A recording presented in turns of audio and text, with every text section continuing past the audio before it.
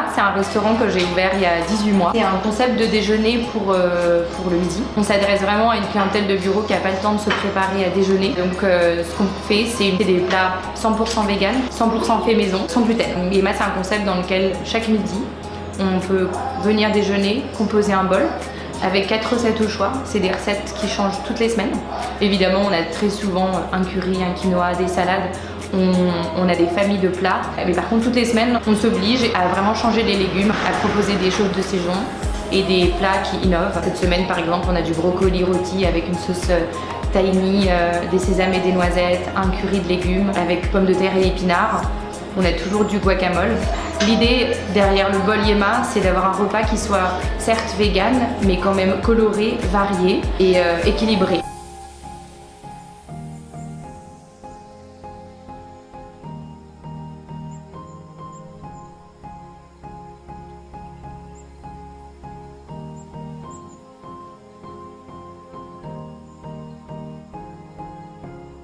Nos farines, les sucres, le quinoa, le riz, tout ce qui est sec et qui finalement peut être stocké, ça on prend en bio parce que ça fait beaucoup plus de sens.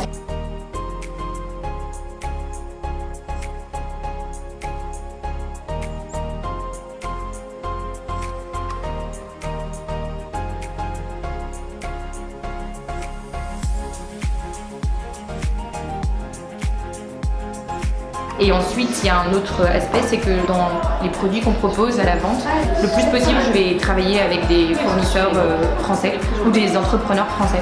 Typiquement, c'est les pick-ups des Trois Chouettes. C'est une amie qui s'appelle Delphine qui fait ça. Donc je suis super contente de pouvoir les mettre en avant dans le restaurant parce que c'est local, c'est bio.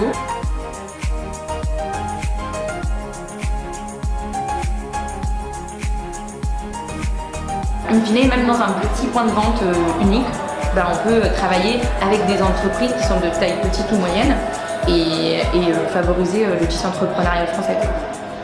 Voilà.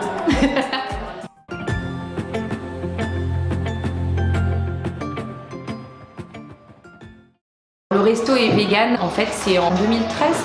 Il me semble, j'ai regardé une vidéo sur meat.org. C'est vrai que moi j'ai commencé, ça m'a tellement choquée, c'était tellement insupportable pour moi toute cette souffrance que j'ai pas du tout réussi à regarder les 12 minutes. Mais ça m'a fait un électrochoc. Et d'ailleurs je me dis, les gens qui disent oui, j'ai pas envie de voir ces vidéos, c'est peut-être une des raisons de continuer à pouvoir manger de la viande tranquillement. Il y a une autre raison évidente, c'est la santé.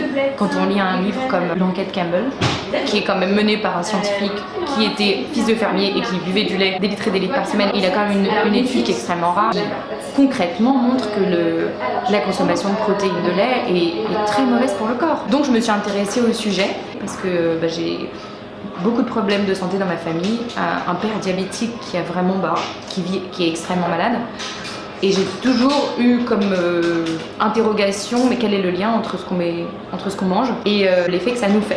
Petit à petit, j'ai regardé toutes les vidéos Netflix qui peuvent exister sur le sujet, What the Health, Cowspiracy, et in fine, ça m'a tellement dégoûtée, écœurée du monde dans lequel on vit et de l'industrie alimentaire que je me suis dit c'est pas possible, je peux pas manger comme ça. Et donc petit à petit, je suis devenue végétarienne parce que je me suis dit c'est pas possible. Et végétarien, finalement, c'est très facile. C'est vraiment très facile. Et l'étape suivante où on réalise qu'en fait végétarien c'est facile, c'est vegan. Et c'est d'éliminer les produits d'origine animale. La viande, ça a été très facile. Le poisson encore plus, parce que j'ai jamais tellement aimé le poisson. Et après, éliminer les choses, en fait, il suffit d'essayer.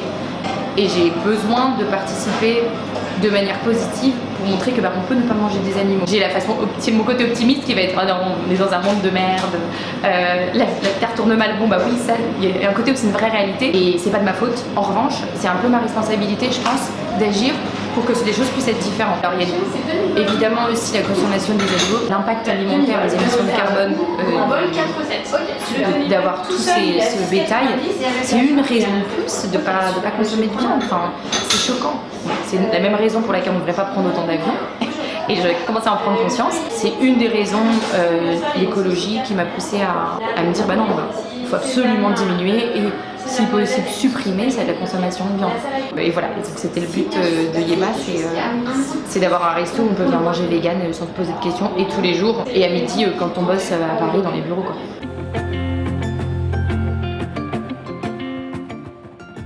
Alors je vis entre Paris et Londres et j'ai vécu 9 ans à l'étranger.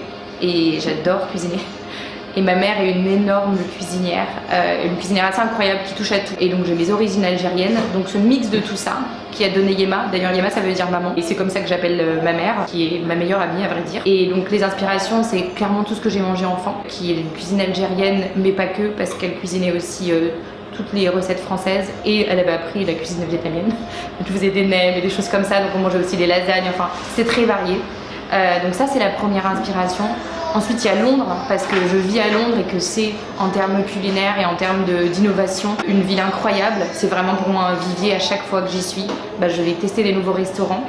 Ce qui m'a aussi énormément inspiré, c'est 2 restaurants, notamment un restaurateur, c'est Ottolenghi et Delicious Liela. Pour Ottolenghi, il y a un peu ce sacre de la nourriture, pour ce qu'elle apporte de bon et ce qu'elle a de beau et ce qu'elle a de culturel. Ça, j'ai trouvé ça tellement touchant.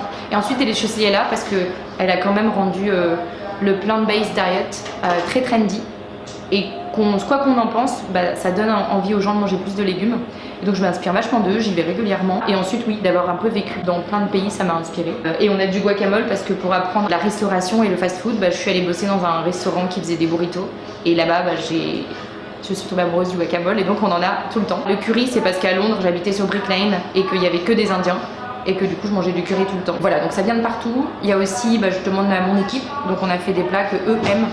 De temps en temps, ils ont une idée, on la met en pratique. Et dans la première carte, elle n'a pas été développée par moi, elle a été développée par moi et Camille, qui est un cuisinier qui est en poste là, dans un 3 étoiles et qui dès le départ a fait toutes les recettes du restaurant, il a pensé. Et c'est vrai que lui, il a amené cette pâte où il avait une vraie connaissance du vegan. Et il a une vraie connaissance aussi de la chimie culinaire. Et il nous a vraiment proposé une carte et variée, et structurée, et intéressante, et gustativement excitante. C'était notre carte d'ouverture.